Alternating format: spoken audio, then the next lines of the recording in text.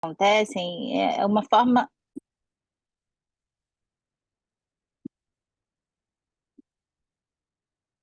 Então vamos ver onde que a gente parou na aula passada. Se vocês se lembram, se tem alguma dúvida. A gente falou de Hebra Kadisha, falamos disso tudo, né? Falamos de Tzedakah. Se Na vocês aula tiverem... passada a gente parou em Lag BaOmer. Em Lag Baomer, obrigado, Letícia. Em Lag Baomer. Chegamos a falar de Lag Baomer? Não. Falamos. Falamos. Podemos ir em frente, então? São feriados todos que a gente pode se estender mais, mas assim, só para a gente poder ter uma ideia geral. Se a gente falou de Lag Baomer e se vocês me disserem que a gente pode ir em frente, vamos em frente, então. Tá bom? Eu preferiria retomar um pouquinho, já que a gente está no período. Tá bom. Então, vamos lá. Primeiro, a contagem do Homer em linhas gerais. Eu posso até falar um pouquinho mais para vocês, porque eu estudei um pouco mais e me lembrei um pouco mais do assunto, obviamente, nas últimas semanas. A contagem do Homer tem a ver, tradicionalmente, com um recolhimento que era feito de cevada, uma porção de cevada que tinha uma medida equivalente a um dia de alimentação, vamos dizer. E a cevada como representando justamente os, os 5 cereais que a gente não podia comer em Pêssar, porque fermentavam, né? O trigo, a cevada, a espelta e outros dois. E aí se pega da cevada e vai se colhendo a cevada por 49 dias, e as porções iam... É como se você abrisse mão dessa porção e entregasse ela para o templo, ou seja, para o sacerdote, né? Como uma forma de agradecimento mesmo a Deus e de reconhecimento de que o resultado da tua colheita, o resultado do fruto do seu trabalho, né, do teu lucro, se a gente for pensar em termos atuais, não é só fruto do seu trabalho, mas é algo que é resultado da atuação de muitas outras pessoas e, no limite, a gente também agradece a Deus por isso, por a gente ter dado, por as coisas terem se acertado de tal forma que tenham permitido que a gente alcançasse o resultado que também contou com o nosso trabalho, mas não só com o nosso trabalho. Por isso a gente abre uma parte dos nossos resultados e a gente doa, né? E me parece um movimento muito bonito. Então, você tem essa contagem de 49 dias, a partir do segundo dia de Pêssar. E a ideia é que não seja no primeiro dia, eu devo ter falado, eu não sei se para vocês, mas em algum momento acho que eu cometi um erro. No primeiro dia de Pêssar, como é dia realmente de Hag, seja em Israel, seja fora de Israel, você não coloca, vamos dizer, uma situação festiva em cima de outra festiva, tipo, para a gente não se confundir. Então, vamos focar na festividade, né, do Yom Tov, de Hag Pesach, e a gente começa a contar o Homer a partir do segundo dia. E aí vamos contar 49 dias, o 50º dia é Shavuot. E basicamente era uma festa relacionada à colheita, né, a ceifa, né, do início da ceifa do trigo. E aqui eu achei uma imagem muito bonita, que inclusive está num comentário do... como é que chama? Do Cloud, da Bíblia, do comentário moderno, né, da União do Judaísmo Reformista, lançado agora há pouco tempo. Tem algum momento naquele texto que eles colocam que a cevada era um alimento tradicionalmente dado para os animais, para alimentar os animais. E depois o trigo, um alimento propriamente humano, como diria a Letícia, né? Que gosta muito de trigo e de pão e de tudo isso. Então, uma imagem bonita é que durante a contagem do homem, a gente tem um processo de refinamento da alma. Então, é como se a gente... assim, nós temos a nossa alma animal, mas ao invés de alimentar essa alma animal, que a gente possa ir refinando essa alma animal e nos humanizando cada vez mais, até o momento de sermos merecedores, como seres humanos, de recebermos as leis que vêm da Torá. E, muitos séculos depois da festa de Shavuot já existir, foi estabelecido pelos rabinos que aquela era a data da entrega da Torá, né? Que a festa de Shavuot era basicamente uma festa agrícola. Então, essa passagem do alimento típico dos animais para o alimento típico dos humanos, me parece uma imagem bonita. E para mim, em termos de memória, me ajuda a lembrar qual é o cereal usado para ser recolhido durante o Homer, que é a cevada, né? Acho que está até como um exercício mnemônico, vamos dizer assim. Séculos mais tarde também, a contagem do Homer ganhou uma outra conotação, ganhou um simbolismo místico, principalmente com o pessoal lá de Tzfat, né, com os cabalistas que vieram de Espanha e tudo isso, e acabaram indo parar em Tzfat, em Safed, né, como se fala em português, Tzfat em hebraico, uma cidade belíssima em Israel, no norte de Israel, que se tornou uma das chamadas cidades sagradas em Israel, pela sua história mística, né, de grandes místicos que foram morar lá. E eles construíram uma relação da contagem do Homer, sendo 7 semanas, cada semana, obviamente, com 7 dias, eles se relacionaram com as 7 sefirot inferiores. Então, a árvore da vida, no sentido místico, tem 10 sefirot, ou seja, 10 como se fossem emanações divinas, emanações do... Em inglês, o pessoal vai chamar do cérebro divino, né, da forma da mente divina de funcionar. E tem 3 níveis que a gente não tem acesso e tem 7 que a gente tem. E eles vão relacionar cada semana e cada dia da semana a esses 7 níveis. Então, vai ter lá Chesed em Chesed, Chesed em Gvurá em Chesed, não sei o que em Chesed, né? Então, o amor benevolente, o dia do amor benevolente na semana do amor benevolente, o dia da restrição, né, do comportamento, daquilo que é mais justo, na semana do amor benevolente e assim por diante.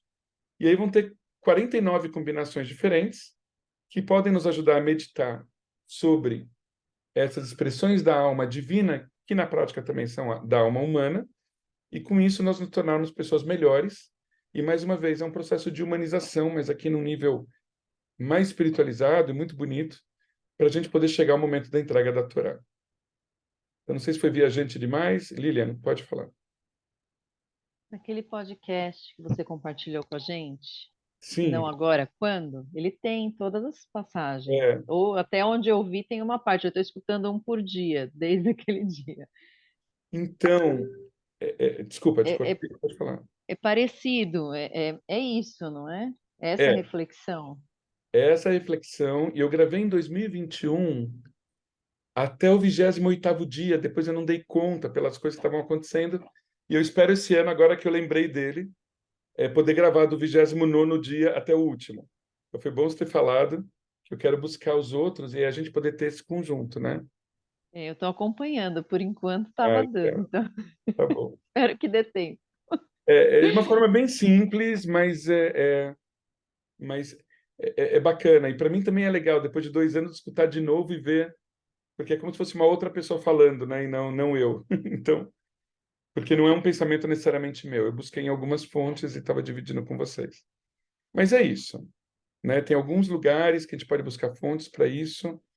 E da contagem do Homer, hoje tem formas muito criativas de se contar o Homer, mas é um processo que se criou como um processo de refinamento mesmo da alma, um exercício que a gente pode fazer até chegar a Shavuot.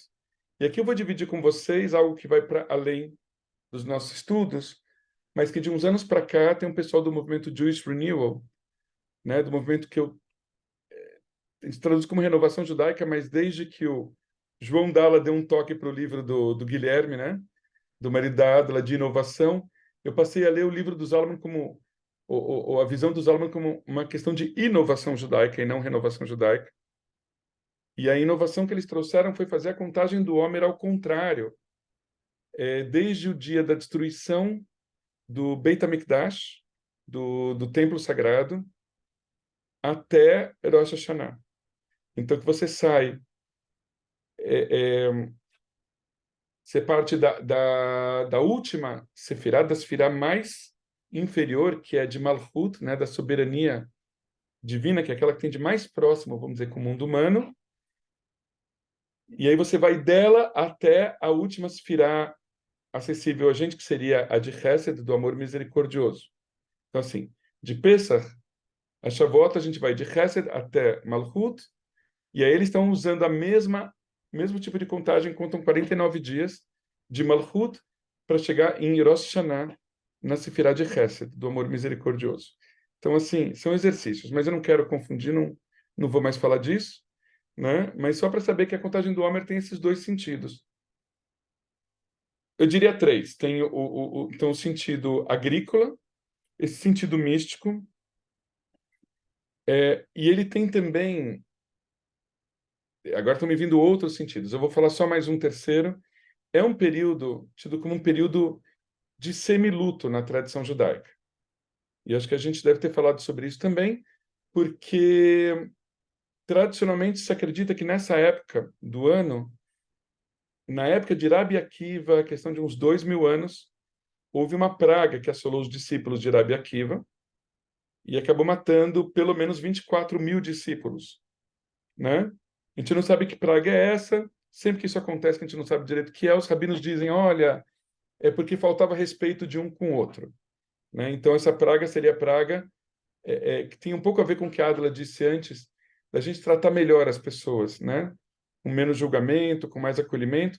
Então, numa época que as pessoas tratavam muito mal, obviamente que a gente não tem mais nada disso hoje, imagina, né? É o que mais a gente tem hoje. Teria sido essa praga que teria assolado os discípulos de Rabi Akiva, morreram mais de 24 mil, e aí chegou em Lag BaOmer, no 33º dia do Homer, milagrosamente, misteriosamente, essa praga cessou e as mortes pararam. Então, nesses dias, nos primeiros 32 dias do Homer, tradicionalmente não se marcam casamentos, se evita festas, tem alguns ritos parecidos com os de luto pessoal. Então, tem pessoas que não cortam o cabelo, não fazem a barba, não cortam as unhas, inclusive, e não se marca casamentos. É um costume, mas é um costume muito forte, né? Eu não vejo muito no meio reformista as pessoas deixando de fazer a barba ou de cortar o cabelo, né? Algumas comunidades, tradicionalmente, até porque se relacionam com outras comunidades, acabam não marcando casamentos nesse período. Então, vai mais ou menos de abril até junho. Aí eu fico pensando, curiosamente, a gente tem em junho no Brasil a história de que junho é o mês das noivas e tal, que pode até bater um pouco, não necessariamente vem da tradição judaica, pode ser uma coincidência, mas tem um pouco a ver, porque a partir de junho, mais ou menos, os casamentos recomeçam, né? Na tradição judaica. Agora, em algumas comunidades, todo o período do Homer, os 49 dias, são dias de semiluto, com exceção de Lag BaOmer, que a gente já vai falar. Em outras comunidades, esse período de semiluto, ele termina um dia antes de Lag BaOmer, ele termina no 32º dia da contagem do Homer. E a partir daí ele fica suspenso. E essa tem sido a regra que geralmente eu tenho seguido, né? Outro motivo pelo qual esse período é um período de semiluto é que ao longo dos tempos, já na Idade Média, foi um período de perseguição aos judeus. Desta vez, assim, na época de Rabi Akiva era pelo Império Romano e mais para frente pela Igreja Católica, né? Então a expulsão dos judeus da Inglaterra no século XII, depois a expulsão dos judeus da Espanha, depois de Portugal, a perseguição no Brasil, os autos de fé, né, em que os judeus eram queimados na fogueira por terem supostamente matado Cristo e etc., né? Ocorriam muito nessa época. Por quê? Porque vinha logo depois de Pêssar. Eu vinha logo depois da Páscoa. Então, o que fala Páscoa? O sofrimento, né? O que é a paixão de Cristo? É o sofrimento de Cristo. Cristo é levado para a crucificação, apanha para caramba, é colocado na cruz. Na visão mais tradicional e de um lado mais antissemita, se coloca que os judeus estão lá vibrando com essa morte, né, com esse sofrimento. Alguém assistiu o filme do Mel Gibson? Acho que era a Paixão de Cristo, se não me engano, não lembro o nome do filme. O filme é Eu terrível. assisti, é O horrível. filme é horrível. E assim, ele é de um nível de antissemitismo a ponto dos judeus aparecerem com o nariz meio comprido e olhando para baixo, na imagem das piores imagens antissemitas do século XIX. Então, assim, o filme é terrível. E ele lembra um pouco dessa questão toda. Então, é um período também para muitos judeus que, assim, isso vai comemorar o quê? Quando você lembra, nessa época, o sofrimento que os judeus passaram ao longo desse período, né? Tem um livro chamado O Último Cabalista de Lisboa, do Noah Gordon, que mais ou menos conta coisas parecidas com isso que eu estou falando. Agora, chega Lag BaOmer. Lag BaOmer cessa essa praga. Lag BaOmer tem uma outra conotação da morte do Rabino Shimon Bar Yochai, uma das grandes, se não a maior das figuras do pensamento cabalista, né? É o autor do Zohar, tradicionalmente tido como autor do Zohar, e que era tão elevado espiritualmente que ele sabia que ele ia morrer nesse dia. E aí os discípulos, ele estimulou os discípulos dele a nesse dia cantarem e dançarem para lembrarem da memória dele e elevarem a memória dele. Então, Lag BaOmer em Israel é um dia de muita festa. Ao contrário desse período de semiluto, é um dia que as pessoas fazem fogueira. Alguns grupos racídicos, e é uma história perigosa, eles costumam... Perigosa, eu vou explicar por quê. Eles vão em ônibus e ônibus e ônibus para o lugar, me fugiu o nome agora, do túmulo do Monte Rebbe. Meron. Meron. Meron. Para Meron. Obrigado, João. Alguém conhece lá? Já esteve? Eu fui. Você foi? Mas você foi no dia de Lag BaOmer? Não, na festa não. Teve aquela tragédia, acho que faz uns 2 anos, né? Gente, eu estava dando uma aula, eu ia falar isso para vocês. Eu estava dando uma aula exatamente para o grupo de introdução ao judaísmo, como eu estou dando para vocês, meio da pandemia, e eu falando, meu, eu vou causar nessa aula, né? Eu vou mostrar ao vivo a festa em Meron. E aí eu estava falando para o grupo, olha, tem uma festa, o pessoal vai de carreata e dançam e bebem e se divertem num local, uma espécie de um estádio, que fica próximo ao túmulo do Rav Shimon Bar Yochai. E aí eu entrei no YouTube, coloquei ao vivo, e quando eu tô vendo, estava tudo meio parado. Não, primeiro que assim, as cenas estavam todas câmera fora do ar, assim. Tá acontecendo alguma coisa estranha. E aí depois alguns alunos começaram a ver e começaram a mandar em particular, Rabino, teve uma tragédia. Eu falei, não. E aí o que acontece? Meia hora, 40 minutos antes de eu mostrar para os alunos ao vivo, tinham ido assim, tipo, não lembro quanto que eram, mas eram milhares de pessoas, muito mais do que podia, e eles ficavam numas arquibancadas de madeira, e essas arquibancadas, pelo peso, elas romperam e caíram, e o pessoal entrou em desespero e saiu correndo, e acho que cento e tantas pessoas morreram nesse dia. É questão de uns 2 anos, né? Um monte de gente saiu ferida, e foi um desastre. E aí houve muita história depois na imprensa israelense que era uma tragédia prevista, né? Que muita gente tentou dizer, gente, cuidado, gente, não sei o quê, não permitam que entre mais do que número X de pessoas. E todo mundo falou, mas como a gente vai controlar esse pessoal, né? Deixa eles comemorarem. E tinha outra, no meio da pandemia, um absurdo, aquele monte de gente se reunindo. E foi um desastre, né? Então, mas de qualquer maneira, assim, fora essa tragédia, normalmente as pessoas vão lá e cantam e dançam até 3, 4, 5 horas da manhã. Basicamente 95% homens e um outro grupo de mulheres num canto. Mas aquele pessoal ultra racídico, né, cantando e dançando no perto do túmulo do Shimon Bar Yochai, em Meron, que fica basicamente na subida em direção a Tzfat, né, pertinho de Tzfat.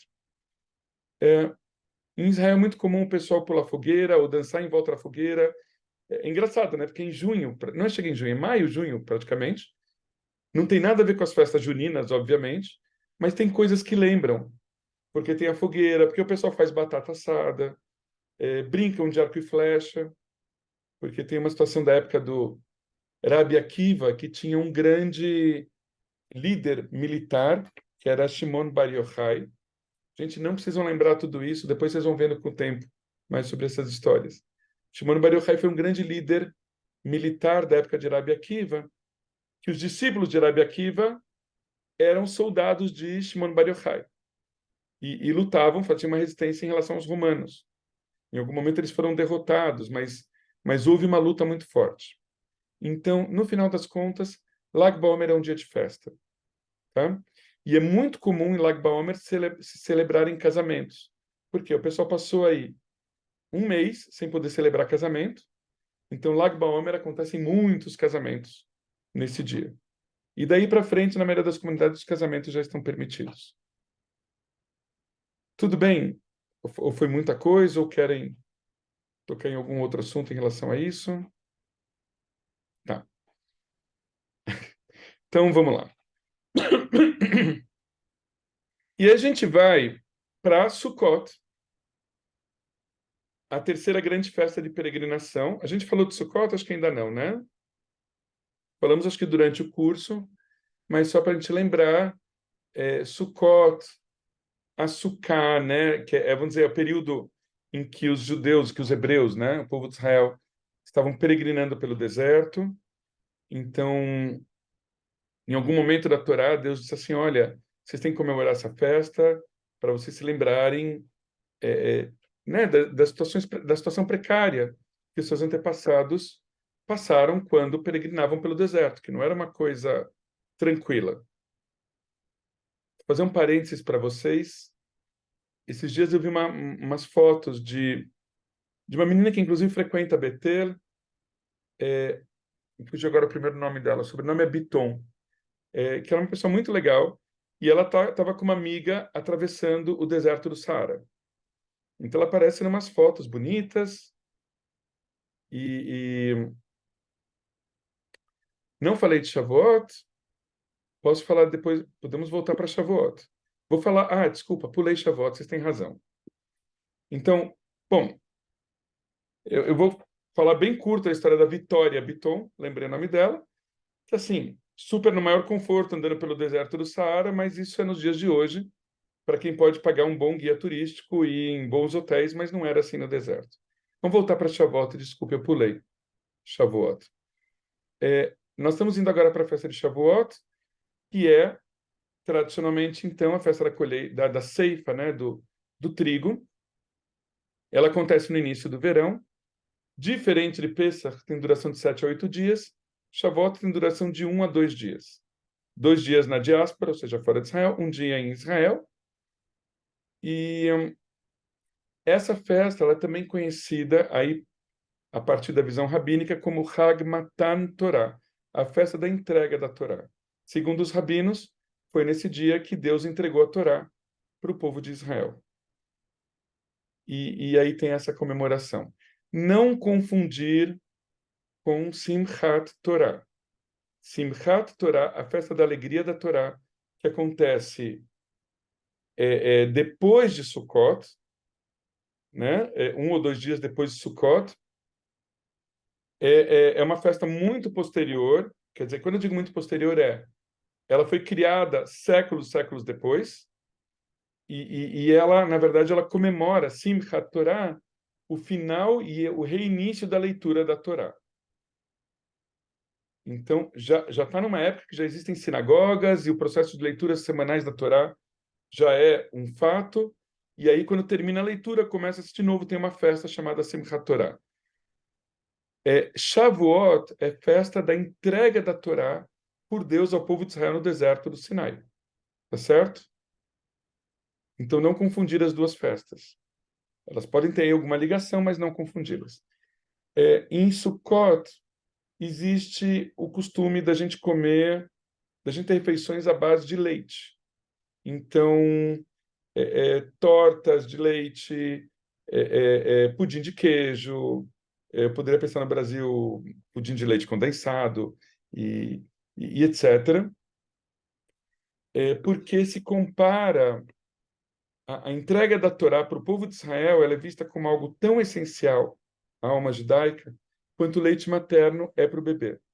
Então, essa é a comparação que os rabinos fazem, e aí trazem, então, o leite como um elemento da culinária, vamos dizer, judaica da época de Shavuot. Então, comidas à base de leite é o mais típico. E o terceiro ponto que eu posso falar sobre Shavuot importante, depois eu abro para vocês se tem alguma outra dúvida maior, é que nessa época também, em todas essas festas principais, a gente lê uma Megillah. Ou seja, a gente lê um livro da Bíblia hebraica, da terceira porção da Bíblia hebraica. Então vamos lembrar que em Purim, a gente já falou, a gente lê a Megillat Esther, que é a mais conhecida das Megilot. Megillah é aquele livro, vamos lembrar, ele parece a Torá, vamos dizer, mas tem um rolo só, tá? Em Pessach, a gente lê o Cântico dos Cânticos, né? Que é Megillat Shir Shirim, que é um livro atribuído à juventude do rei Salomão, ou seja, simbolicamente a primavera do rei Salomão. Por isso a gente lê na época da primavera no hemisfério norte, lemos em Pessach.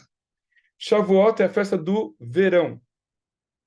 Importantes as relações, gente, pelo menos eu quero dividir com vocês coisas que para mim me ajudam a guardar esses elementos. Então, é a festa do verão, né, no hemisfério norte. A gente lê uma Megillah que se passa no verão. É a história de Ruth. Então, eu creio que a gente falou disso em alguma aula. Ruth, a Moabita, que a história se passa no verão, porque assim, o centro dessa história, Ruth vai trabalhar como camponesa, uma mulher viúva, moabita, que casou com um homem judeu que morreu, e ela muito pobre, junto com a sua sogra, muito pobres as duas naquele momento, ela vai trabalhar, eles voltam para a Judéia, e ela vai trabalhar nos campos de um senhor de terras muito rico chamado Boaz, que enfim, na época do verão, na época da ceifa do trigo, ou seja, na época de Shavuot, certo? É a época que se passa a história do livro de Ruth. Agora, o livro de Ruth tem um outro elemento muito importante. É a festa também da entrega da Torá.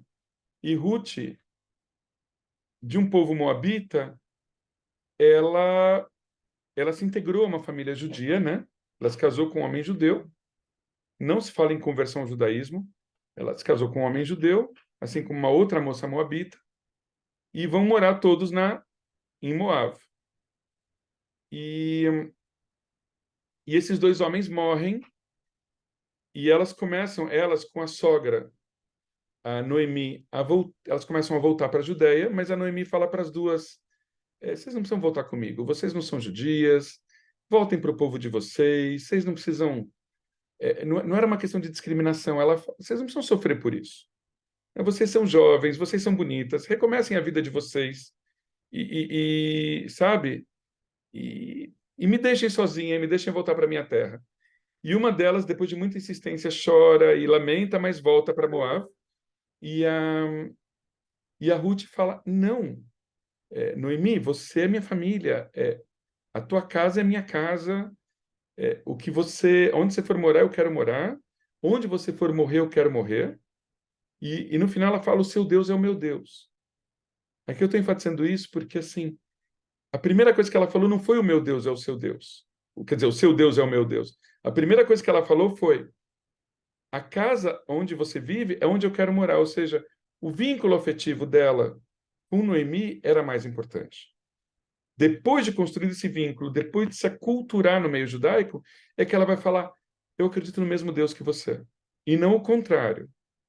Né? Acho que esse é um ponto importante da gente refletir. E o que é essencial no quê? Em Shavuot? Adla? É que você falou que é como se fosse o leite para o bebê, nananã, Então, deixa eu voltar. O que é o leite para o bebê é a Torá para a mente judaica. tá.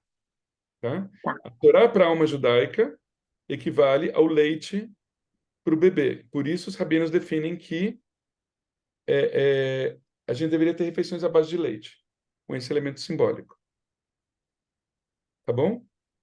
Tá E aí, ótimo, fora obrigada. disso, a festa da ceifa do trigo, a entrega da Torá e o livro de Ruth. Então, eu estava contando um pouco da história de Ruth, que tem toda essa situação.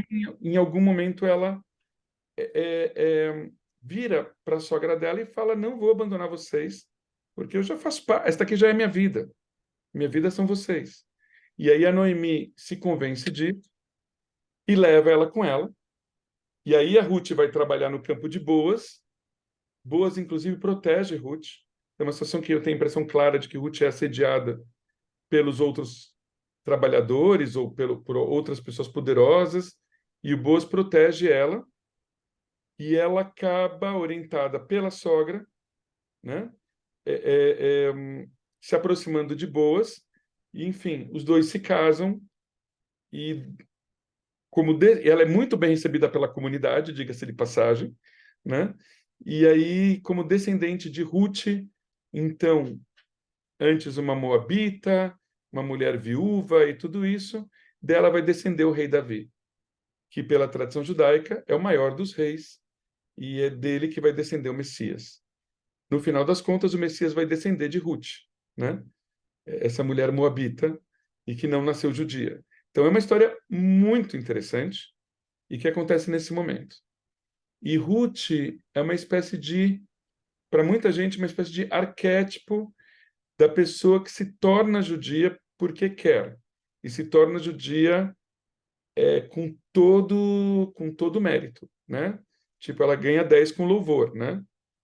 Pelo que ela conhece, pelo comportamento, pela atitude. Então, é uma grande figura. E aí, existem algumas comunidades, e eu cheguei até a fazer um trabalho sobre isso, foi um dos meus trabalhos de conclusão da minha formação rabínica, de se criar um final de um processo de giur, de conversão ao judaísmo, a gente poder ter algum tipo de cerimônia, na época de Shavuot, de boas-vindas às pessoas naquele ano que se tornem judias. E que, se vocês ficarem à vontade, e só para aqueles que ficarem, ou aquelas que ficarem à vontade, não precisa ser todo mundo, porque acho que é uma decisão pessoal, a gente poderia ter, a gente está querendo fazer uma grande festa de Shavuot na Betel esse ano, aproveitando o pique que está vindo desde Tu Bishvat, Purim e agora Pesach, a gente está com muita vontade de fazer uma festa bonita de Shavuot, e um dos elementos que eu não tinha pensado agora é esse elemento de boas-vindas, né? As pessoas que se tornem judias. Então aqui fica essa ideia também, que é uma prática de algumas comunidades liberais dos últimos anos. Eu só quero explicar de onde que vem essa prática. A relação da comunidade judaica com pessoas que querem se converter ao judaísmo, ela é dúbia. Talvez alguns de vocês tenham mais consciência disso, alguns de vocês menos, né? Mas é uma relação dúbia. Ou seja, muita gente vê com muito bons olhos quando uma pessoa deseja de bom coração se converter ao judaísmo. Outras pessoas foram educadas a desconfiar da pessoa que queira se converter ao judaísmo. Talvez tenha motivos históricos para isso, que a gente não vai entrar agora em detalhes, mas é muito comum as pessoas falarem para quem quer se converter: por que você quer se converter? Você não sabe que a gente sofre pra caramba, que os judeus são perseguidos, não, você sabe que nós não somos proselitistas? Nós não ficamos convencendo pessoas a se tornarem judias? Aí alguém pode falar: mas ninguém está tentando me convencer, eu que estou procurando vocês, né? Mas vocês vão ouvir muito esse tipo de argumento, ou muitas pessoas já escutaram.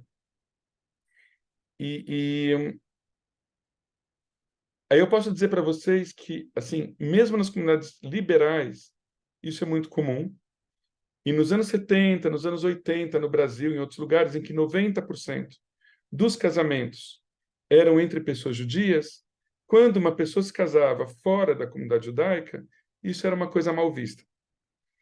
E as pessoas ficavam assim: ai meu Deus, meu filho casou com um goi. Essa era a expressão. Eu não estou, gente, eu não estou aqui em nenhum momento ridicularizando isso, e nem. Eu só estou descrevendo algo que eu vi correntemente por aí, né? E tem gente que ainda age assim até hoje. A questão é que isso acontecia numa época de pessoas que basicamente eram a segunda geração de judeus no Brasil. Ou seja, os pais tinham vindo da Europa, fugidos da guerra, e realmente tinham muita desconfiança em relação aos não-judeus no meio dos quais eles viviam. Então tinha essa imagem do tipo, eu quero que meu filho se case com alguém como a gente, seja judeu, se possível fale Yiddish e assim por diante, né? Só que no momento que os judeus começam a se integrar demais à sociedade brasileira, a possibilidade, que uma comunidade é pequena, de uma pessoa se casar com uma pessoa que não fosse judia, começou a aumentar muito. E por mais que houvesse pressão dos pais, cada vez mais essa situação foi se tornando aceitável. E eu entendo que hoje é algo que é uma mudança de paradigma, que a gente tem que lidar com isso mais abertamente, na minha opinião, mudar o paradigma, né? Que é acolher essas pessoas e trazê-las para dentro, né? Do povo judeu. Isso não é um processo missionário. A gente não vai ver nenhum rabino indo na televisão querendo conquistar pessoas. Quer dizer, não deveria haver, né? A gente não deveria ver nenhum rabino indo para as ruas e divulgando: olha, estamos fazendo conversão ao judaísmo, venha ser judeu, porque você vai ser salvo, entre aspas. Mas vamos dizer, quando uma pessoa já vive no meio judaico, ou tem uma relação, ou se identifica, e você entende que isso faz muito sentido para aquela pessoa, que a gente possa ter um movimento de acolhimento. E aí, muitas comunidades começaram a perceber isso, principalmente nos Estados Unidos, em Israel também. Em Israel, eu digo assim, a maioria é judaica. Então, eu conto para vocês, eu tenho duas primas em Israel, israelenses, que se casaram, foram para os Estados Unidos estudar numa faculdade, e conheceram rapazes não judeus, e acabaram se casando com eles. E eles foram todos morar em Israel, e a família adora os dois. E eu lembro uma vez dessa prima, do meu pai, dizer: gente, não tem porque a gente não acolhê-los, nós somos maioria. Eles estão se assimilando à nossa tradição, né? Então eu vejo muito esse movimento da gente assimilar as pessoas para dentro do judaísmo, acolhermos as pessoas. E por que eu estou dizendo tudo isso? Porque houve uma época, eu lembro que eu trabalhei na CIP, em que havia os processos de conversão de uma forma completamente separada da vida do resto da congregação. E os processos de conversão eram feitos num ambiente mais ou menos fechado, e havia lá uns salgadinhos e umas coisas, uma comemoração, e a comunidade não ficava sabendo, a menos que ficasse sabendo a família de uma pessoa que se converteu, alguém que ia se casar com outra, mas isso não era algo que era dito abertamente na comunidade. Então a integração dessas pessoas não costumava acontecer de um jeito legal. E eu acho que a gente ainda tem muito para avançar em termos de falar, nós temos orgulho das pessoas que se convertem ao judaísmo, essas pessoas são incríveis, e a gente quer falar para todo mundo que elas são parte da nossa família, e a gente quer dizer né, dar as boas-vindas. Então, é um movimento, mas que precisa tanto quem está entrando querer isso, quanto quem está recebendo querer fazer isso também. Então, eu estou propondo isso para vocês como uma ideia, que pode ser mais discreta, pode ser mais festiva, mas é uma ideia. Tá? Eu queria que só vocês entendessem da onde que ela está vindo. Tudo bem? Eu vou tentar, para ir no caminho que a Adla falou agora há pouco, para a gente não se perder, eu vou para essencial, tá? Então, Shavuot, entrega da Torá, comida à base de laticínios, leitura da Megilat Ruth. E a festa dura um dia. Pronto. A última meia hora do que eu falei está resumida nisso. Tá bom?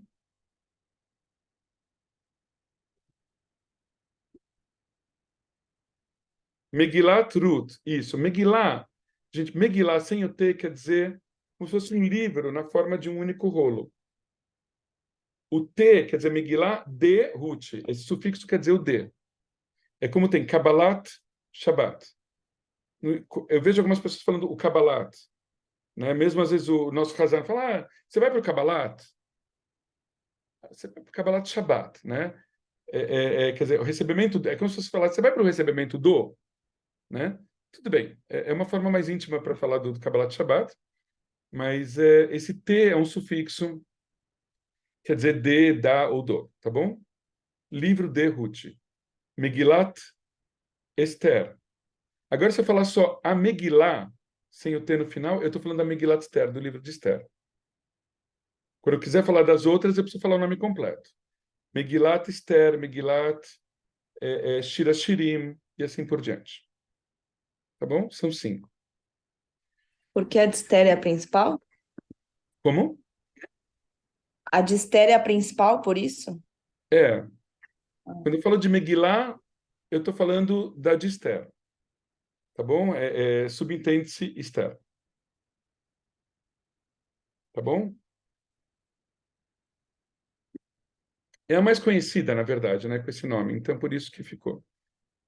Podemos ir em frente? Shmini Atzeret eu não quero falar muito. Shmini Atzeret... não, desculpa, eu não falei de Sukkot. Agora podemos ir para Sukkot, né? Sukkot teria também bastante para falar. Eu preciso lembrar que é um resumo que eu estou fazendo para vocês e não dar todas as aulas de uma vez, né? De novo. Então, assim, tem muito mais coisa ainda, mas as festas eu acho que tomam mais tempo. Então, Sukkot, assim como Pesach, é uma festa que dura de 7 a 8 dias. Tem como elemento principal a questão da Sukkah.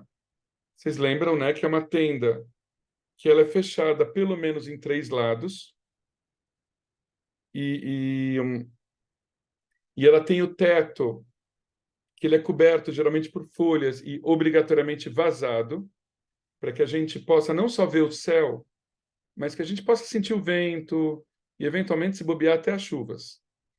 É uma época em Israel que começa a chover.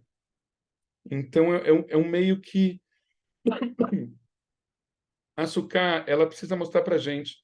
Idealmente, a gente deveria morar na Sukkah durante uma semana. Em Israel, tem gente que faz isso. Para a gente, assim, os rabinos, mesmo do passado, cientes de que isso não seria possível para todo mundo, falam: olha, se não der para você morar na Sukkah, pelo menos faça uma refeição na Sukkah. Ou seja, pelo menos você se sente uma vez numa cadeira dentro da Sukkah e coma alguma coisa lá dentro. Isso já é o suficiente para você cumprir a mitzvah de entrar na Sukkah, tá?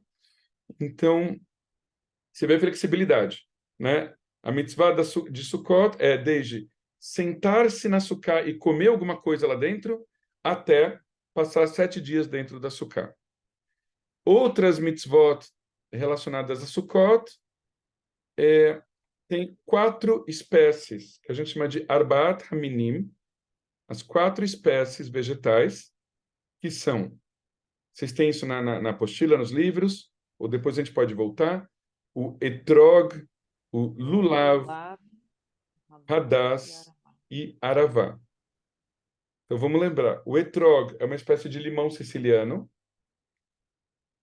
O lulav é uma folha fechada de palmeira de tâmara, né, de tamareira. Ela é bem alta, assim.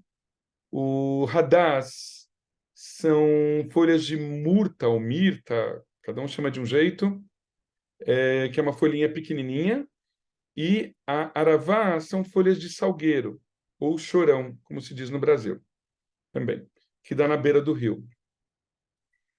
Esses 4 elementos, eles são segurados juntos, porque se entende, assim como em Pêssar, em algum momento a gente fala que tem que contar a história para os nossos filhos e filhas, e que tem 4 tipos de filho ou de filha, para cada um você conta a história de um jeito diferente, respeitando o jeito de cada um.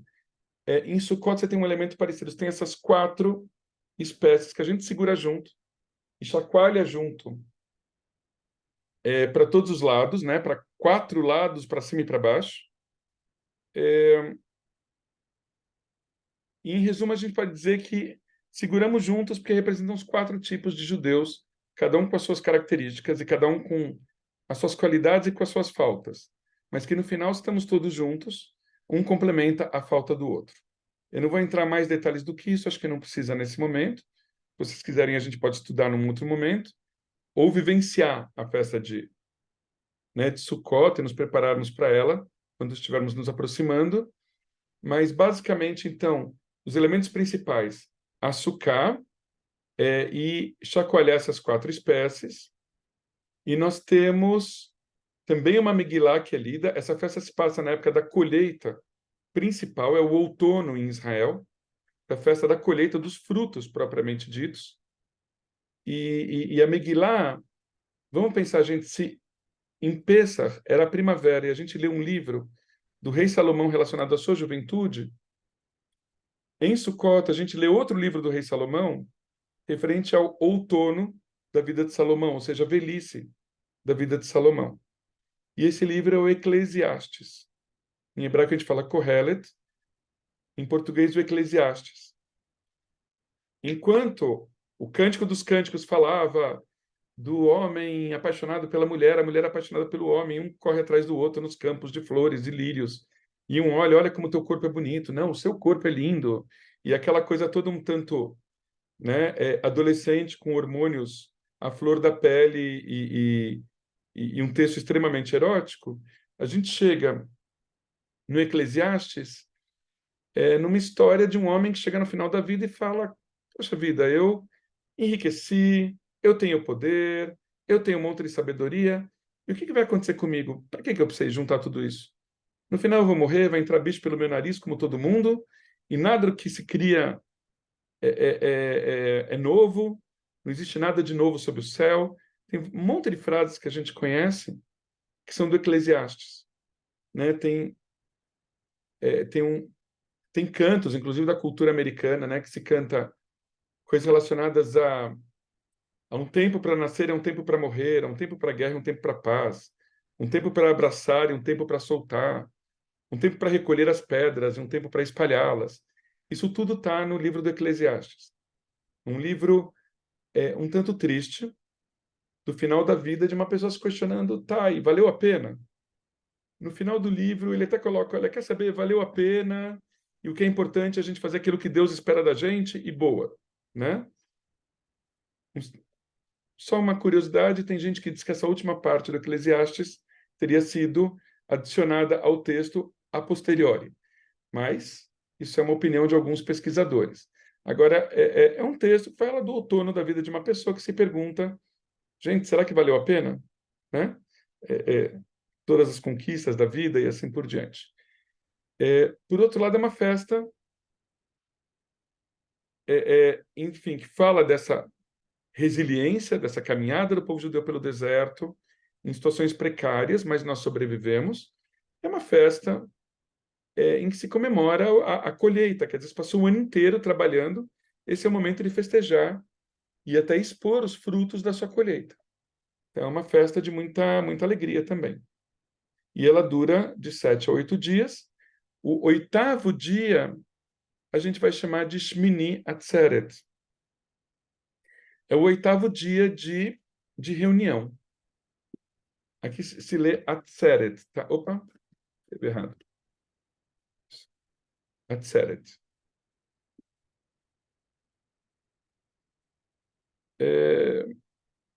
Tem uma pergunta que assim foi feita. Na última festa nós participamos e tivemos aula na Sukkah. De novo, gente, Sukkah sem o T no final. Sukkah. Se eu vou falar Sukkah de paz, como a gente tem uma reza, a gente fala Sukkat Shalom.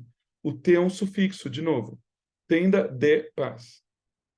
Tá? Sukkah. A gente teve, isso eu lembro, fizemos atividade na Sukkah, que esse ano a gente montou na Betela uma Sukkah pequenininha e que funcionou de um jeito bem legal. Então, bacana que a Júlia lembrou disso. Então, alimentos típicos agora de Sukkot, entendo que muito a ver com frutas, enfim, coisas mais ligadas à natureza nesse sentido. Então, de novo, nessa festa, 7 a 8 dias, dependendo se é em Israel, se é fora, e as 4 espécies, a forma da Sukkah, né? A ideia da gente poder passar alguns dias, ou pelo menos alguns momentos, numa situação precária, e que isso nos sensibilize, inclusive, as pessoas que vivem em situação precária o ano inteiro, né? Que isso também possa nos sensibilizar em relação à população de rua, à população mais carente, e poder fazer alguma coisa por eles. E o 8º dia, Shmini Atzeret, conta uma tradição que era um dia em que Deus falou, olha, estava tão gostoso, né? Porque tem traduções que dizem que Sukkot seria a festa preferida por Deus, né? De se reunir, da presença divina estar mais próxima da gente. E aí, quando vai terminar a festa, tem um midrash, uma história rabínica que vai dizer que Deus fala assim, mas já acabou? Não, fica mais um dia, sabe aquela história? Para nós brasileiros é muito comum, né? Fica mais um pouco. e aí um 8º dia. Também é um período, nesse 8º dia, da gente rezar. Tem uma outra, me fugiu uma outra data, em que a gente pede por chuvas, né? Então, esse é o momento da gente pedir em Israel por chuvas. Acredito que se chover bem nessa época, é um prenúncio de um ano de chuvas fartas, ou seja, de boas colheitas. E se a chuva for muito fraca ou não chover, é sinal de problema, né? Então, é o momento da gente pedir por chuvas. E no dia seguinte, Simchat Torah. Sendo que em Israel, Shmini Atzeret Simchat Torah, e também para o movimento reformista, é comemorado no mesmo dia. Na diáspora, Shmini Atzeret, no dia seguinte, é Simchat Torah. Vocês querem fazer uma parada? Alguém tem uma dúvida disso? Quer falar alguma coisa? Só uma dúvida, eu acho que eu Fala. anotei errado. O Lulav, eu tinha anotado que era a folha da palma. É ao contrário, é o Hadaz, é isso? Não, não. Lulav é a folha da palma. Da Então palma de tá tamareira, de tâmaras, né? tá. Tá E o certo. Hadaz é essa folha cheirosa. É, Eu que é havia anotado murta dessa ou forma. mirta. É isso mesmo. É, obrigada. E a Aravaz é o salgueiro, tá? Eu tenho uma dúvida aqui que me confundi aqui. O Shmini Atzeret é o 8º dia? 8º dia. É o 8º, né? Tá. E aí o dia da... Ih, qual é o que vem depois, gente? Sim, Simchat Torah é, é o 8º também? Não, é o 9º. Você falou que em Israel é tudo junto? Como que é isso? em Israel é junto com Shmini Atzeret, porque são duas festas diferentes que acontecem no mesmo dia. Na Tá, diáspora, ou seja, fora de Israel, nas comunidades mais tradicionais, ele acontece um dia depois. tá, É uma diferença de práticas em Israel e fora de Israel, tá? tá bom. É só Obrigada. isso. Agora, mas são duas festas, uma não tem nada a ver com a outra. Uma é a continuação de praticamente, é quase um puxadinho, vamos dizer assim, de, é, é, de Sukkot. E Simchat Torah é uma festa que veio muito tempo depois, é uma festa rabínica, em que a gente fecha a leitura da Torá e recomeça nesse dia. Então, é uma festa que costuma se chamar as crianças para lerem na Torá, é uma festa que as pessoas dançam com a Torá. Ela tem características de você dançar com a Torá em procissão pela sinagoga de um jeito parecido com o que se faz em Sukkot. Que se costuma fazer isso também, de se dançar com a Torá, né, em volta da Bimá, ou às vezes até na rua, e Simchat Torah também. Mas eu acho que é porque uma festa é tão grudada na outra que alguns costumes migraram. Mas Simchat Torah em Israel, nos bairros mais ortodoxos, ou mesmo entre as comunidades conservadoras reformistas, mas onde tem uma concentração maior, e você está em Israel, é dia de feriado, é comum as pessoas dançarem com os rolos da Torá na rua, inclusive. E com muita festa, envolvimento das crianças, é bem gostoso. E aqui na Betel a gente faz uma festa gostosa de Simchat Torah, costumam vir 50, 60 pessoas, poderiam vir mais, em que as pessoas vêm, dançam com a Torá, e é bem gostoso. E seria um dia de você ler o final, que é o final do Deuteronômio, que vai falar da morte de Moisés, né? É o momento que Moisés estaria escrevendo o final do texto da Torá. Eu sempre lembro daqui de um midrash muito bonito, que diz que Moisés, como estava escrevendo e Deus ditava para ele, e ele praticamente escreveu a própria morte, diz que ele chorava na hora que ele escrevia isso, porque ele estava ditando a própria morte dele, né? Nos últimos 8 versículos do livro de Devarim, do livro de Deuteronômio. E aí termina dizendo, né, que nunca houve alguém como Moisés, né? Um homem como Moisés, e termina a leitura da Torá e recomeça em seguida com o Gênesis, né? No início criou Deus os céus e a terra e tudo que havia nela, e a leitura começa de novo. Então é muito bacana assim esse movimento de Simchat Torah. Algumas comunidades têm uma tradição que na Betel, só para não confundir, o Rabino Newton Bonder, o ano passado, ele fez isso em, em Shavuot, mas não é o momento que se costuma fazer. Também não está impedido de fazer, né? É uma tradição recente. A questão da gente abrir o rolo da Torá inteiro. Então, a gente costuma fazer isso em Simchat Torá, de você desenrolar todo o livro da Torá, pode ser em roda, pode ser em cima de uma mesa, pode ser reto, enfim, dando voltas, mas é muito bonito das pessoas verem a Torá toda aberta e todo mundo segurando, como dizendo, todo mundo é responsável por aquilo, e a gente poder enxergar meio que pictoricamente, né, onde é que estão certos momentos importantes da leitura da Torá. Esse é um costume também dos últimos anos em Simchat Torá. E é um dia também só. Só para a gente poder se situar no tempo, Pesach, primavera, no hemisfério norte, Shavuot, verão, Sukkot, outono. A gente já está no outono nessa história. E lembrando que Sukkot começa 5 dias, sempre 5 dias depois do Yom Kippur. E aqui a gente entra para as festas dos Yamim Noraim, né? Eu já vou falar de Tisha B'Av, tá? Mas só para tocar nesse ponto de Yamim Noraim, Rosh Hashanah, Yom Kippur. Então, Sukkot começa 5 dias depois do Yom Kippur. E é o período em que é o período que começam a voltar as chuvas em Israel. Israel geralmente chove de outubro até mais ou menos abril. De abril a outubro raramente chove. Certo? E as festas têm muito a ver com o que acontece naquela região do mundo. Tudo bem? Eu queria falar hoje como um último ponto, se vocês me permitem, eu sei que estou adiantado da hora, para variar, mas assim, Tisha B'Av, a gente pelo menos tocar no assunto. Que eu queria muito que esse ano a Betel também, que a gente pudesse celebrar Tisha B'Av de alguma maneira. Não é uma prática na Betel, mas eu gostaria que se tornasse. Assim como não é uma prática muito grande de comemorar Yom HaShoah e Yom HaTzmaut, estamos começando a marcar. Faço um parênteses, conto muito com um grupo de jovens para a gente poder começar a marcar mais essas datas. Acho que E quando eu falo dos jovens, não quer dizer que os que não fazem parte do grupo de jovens não possam participar. Falo de novo, o espírito desse grupo é produzir coisas para si e para a comunidade, né? Então, Tisha B'Av, a gente lembra basicamente a destruição do primeiro e do segundo templos de Jerusalém. Esse é o principal elemento. Tisha B'Av quer dizer 9, Tisha quer dizer 9, B quer dizer de, Av, o mês de Av, o mês judaico de Av. Por quê? Porque tradicionalmente se diz que tanto o primeiro templo quanto o segundo foram destruídos nessa data. Não vou entrar no mérito se foram mesmo nessa data ou em volta dessa data.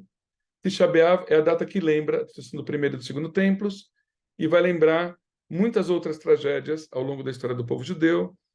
De novo, a expulsão dos judeus da Inglaterra no século XII, se não me engano, ou XIII, a expulsão dos judeus da Espanha e depois de Portugal no século XV, né? Quer dizer, 1492, 1496. Depois, se diz que muitos pogromos na Rússia tsarista, no século XIX, aconteceram também por volta dessa época. Alguns vão dizer que a Primeira Guerra Mundial começou próxima a Tisha B'Av e que acabou culminando com a Segunda Guerra Mundial. Outros vão levar que o atentado à AMIA, na Argentina, quando é que foi? Questão de 20 ou 25 anos, teria acontecido também muito próximo de Tisha B'Av. Então, Tisha B'Av virou uma data de concentração de datas trágicas na história judaica, mas a principal é a destruição do primeiro e do segundo templos. E como que a gente comemora essa data? Fora Yom Kippur, é a única data que tem 25 horas de jejum. Então, você começa o jejum na véspera, à noite do dia anterior, e jejua até o entardecer do dia seguinte. Tem serviços religiosos na sinagoga que são feitos à meia luz. As pessoas sentam em bancos ou no chão, como numa situação de luto. Não se lê na Torá. Tem sinagogas que, inclusive... Gente, o dia que a gente fizer isso, vocês vão ver como é forte. Eu fiz isso uma vez em Belo Horizonte. que retiram os rolos da Torá de dentro do Aron HaKodesh, e você faz o serviço religioso com a Arca Sagrada, o Aron HaKodesh aberto e vazio, né? Dá um negócio ao se fazer isso. Costuma-se acender velas no espaço, e você faz o serviço à luz de velas, e se costuma ler, fazer a cantilação, né? O canto de outra Megilá. Agora é Megilat Eicha. Eicha é o livro de Lamentações, atribuído ao profeta Jeremias, que teria testemunhado a destruição do templo. Se não me engano, eu sempre me atrapalho aqui, me perdoem, mas se não me engano, é do primeiro templo, né? Depois precisamos situar isso direitinho. Então, é a época do profeta Jeremias, que testemunhou a destruição do templo, e ele fala como é possível que essa cidade que era tão bonita e agora está às traças, está destruída, e ele fala tudo de uma forma simbólica, né? É um texto bem pesado, e o canto bem pesado, e tem todo esse tempo de jejum. Um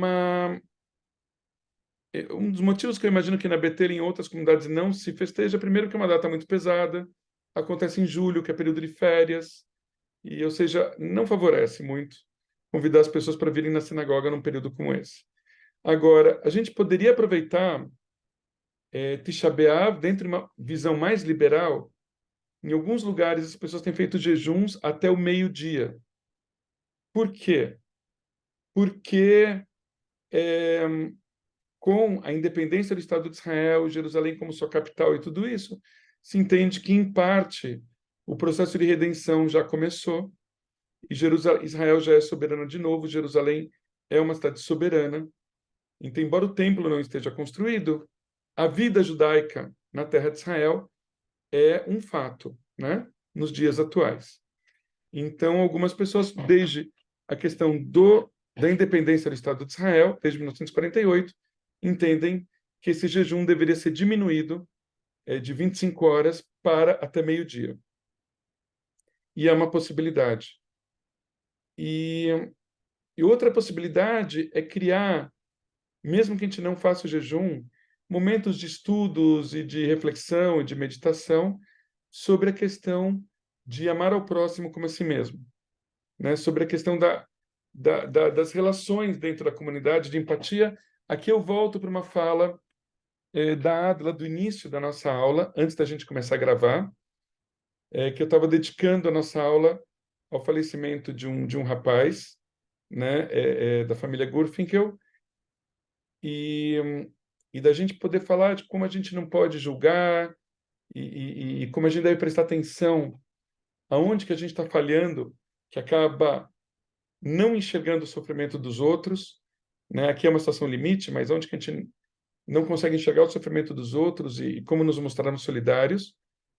E eu estou falando isso porque, tradicionalmente, se acredita que a destruição do segundo templo foi por motivo de ódio gratuito. Essa é a expressão que os rabinos usam em hebraico. Sinat Hinam, ódio gratuito. Então, o segundo templo, que foi destruído pelos romanos, os rabinos falam, foi destruído pelos romanos, mas os judeus já se davam tão mal naquela época, tinham tantas divisões internas, que ficou muito fácil para os romanos entrarem e destruírem. Então, foi por ódio gratuito que o templo foi destruído. Essa foi a base. Então, é o momento da gente poder estudar textos que tratem do assunto e que a gente possa fazer uma reflexão de como a gente pode agir diferente, né? É uma outra possibilidade para a gente fazer em Tisha B'Av, inclusive com a opção de não jejuar ou de jejuar por um período mais curto. Mas certamente acho que não seria de bom tom, jejuando ou não, levar comida para a sinagoga, né? Em Tisha B'Av. Então aqui não. Então depois eu deixaria para cada um se deve jejuar ou não, mas na sinagoga não, e a gente poder se reunir e estudar juntos, ou cantar juntos, ou fazer uma meditação, enfim, alguma coisa também criativa para marcar essa data, já que, como ela não é marcada mesmo pela nossa comunidade, que a gente possa criar uma nova tradição.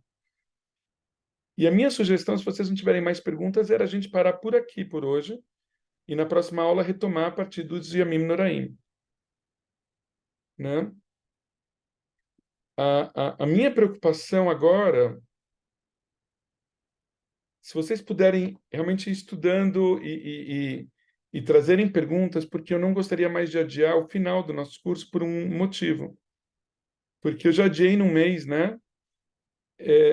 Claro, eu não podia imaginar que eu não estaria bem na semana passada, e coisas acontecem, mas é que eu gostaria muito de começar um novo grupo no começo de maio. Eu não gostaria de adiar, mas esse período eles já estavam esperando para abril, agora estão esperando para maio, então eu não gostaria de adiar. Então, que a gente pudesse ter as próximas 2 aulas, né, dia 20 e dia 27, e com isso oficialmente encerrar este grupo, e a partir daí a gente poder se preparar individualmente ou em pequenos grupos para aqueles que tiverem interesse, para que a gente possa se encaminhar em direção ao Beit Din, né? Em direção à formalização da entrada de vocês para o povo judeu. Então, é que as nossas conversas realmente elas são mais lentas do que eu imaginava, não pela dificuldade de vocês, pelo contrário, mas pelo interesse de vocês, né? Então, a gente vai acabando que a gente fala mais coisas. Então, podemos seguir a semana que vem, então, como se a gente termina o período de festas. Depois eu acho que é mais simples. Depois, Shabat vocês conhecem já bastante, vê se tem alguma dúvida. Aqui da história, eu não entraria muito nessa questão da história, não é algo que é muito cobrado na questão do Beit Din aqui na Betel. Símbolos judaicos me parece que é algo simples da gente ver, sem entrar em muita profundidade. Os nomes, os termos relacionados à sinagoga, eu acho que é importante vocês saberem, basicamente definir assim, Beit Knesset é sinagoga, Aron HaKodesh é a Arca Sagrada, Sefer Torah, os rolos da Torá. Não tem maiores explicações sobre isso. Então, acho que dá para a gente ver isso nas próximas 2 aulas, inclusive as bases do que é Kashrut, que acho que tudo isso a gente já viu, né? Então, acho que é normal que as festas a gente dedique mais tempo. Tá? Alguém teria mais alguma questão nesse momento? Gente, aproveitando então nesse final, semana que vem é Yom HaShoah. Então, indo mais uma vez para a questão da prática, sexta-feira, amanhã a gente vai ter na sinagoga um Shabbat especial com a presença da senhora Ariela Segre, que é uma sobrevivente da Shoah. Então, ao invés de ter a minha prédica, vai ter a Ariela falando. A Fortuna deve cantar também uma música relacionada à Shoah, e acredito que o Márcio e a equipe litúrgica também.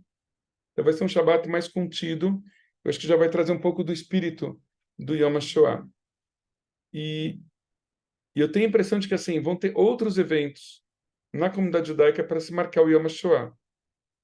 Podíamos ver se tem coisa no Museu Judaico, se tem um evento no Museu Judaico que eu não sei até onde ele está aberto para todo mundo, até não por nada, mas porque o espaço é limitado. Sei que vai ter um evento central no Memorial do Holocausto, que fica no Bom Retiro, na segunda-feira à noite. Precisa ver se vai ter eventos em outros lugares. Eu estimulo vocês a se informarem sobre isso, ou mesmo se tiver alguma coisa online relacionada a Israel, se informar. E depois a gente até preparar alguma coisa relacionada a Yom HaAtzmaut, ou ver comemorações relacionadas a Yom HaAtzmaut, a independência do Estado de Israel, que não é nessa semana, é na outra. Sempre Yom HaAtzmaut é na semana seguinte a Yom HaShoah. Acho que é legal ter essas referências. Tá bom? Para a gente poder ter isso como experiência. E qualquer coisa também a gente pode se falar no particular. Tá?